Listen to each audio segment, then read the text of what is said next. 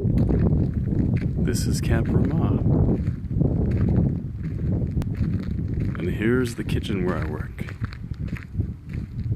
This is the kitchen where I work, and because it's a kosher kitchen, we have 3 sets of everything.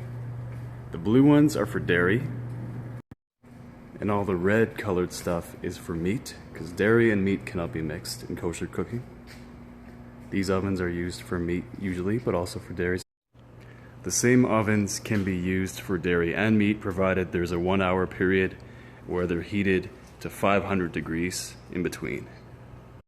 So this is the meat area, where we cook all our meat stuff.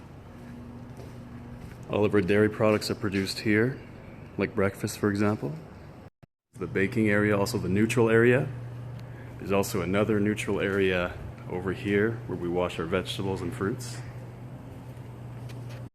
Here we have the dairy fridge, the neutral fridge, and over here we have the meat fridge, and there's also a freezer. Yeah, so all in all, it's a huge operation.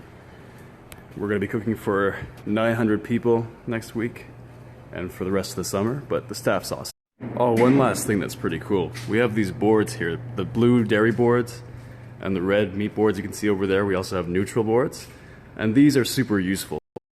What the boards help you to do is basically expand your area. So if you need to do more meat than you have room for on the meat tables, then you can take one of these meat boards, put it down on a dairy table or a neutral table, and then you can use the meat products on top of that as if it were a meat table. You could do the same thing with the dairy boards. You can put them down on the meat table if you're doing more dairy and you need more space. So it's really, really helpful because the things can't touch normally. That's one of the allowances that they make for us because we're such a large quantity kitchen. It just makes things easier. Like these trays are dairy, but you can put a meat board on it and then store meat things when you're in need of them. And also here we have different dishwashers. So we actually have multiple dishwashers in the kitchen to keep everything separate for the dairy and meat. So there are different plates for meat and dairy, there are different salt shakers, there are different tongs, cutlery, absolutely everything is segregated entirely. So yeah, it definitely took some getting used to, but it's a lot of fun actually. I find it's like a puzzle game or a chess game. You have to make sure you have the right boards and the right tools and the right ingredients. It's fun. And finally, this is where we post our daily prep list and menu that we're responsible for producing. So yeah, that concludes our tour of the kosher kitchen. I hope you enjoyed it.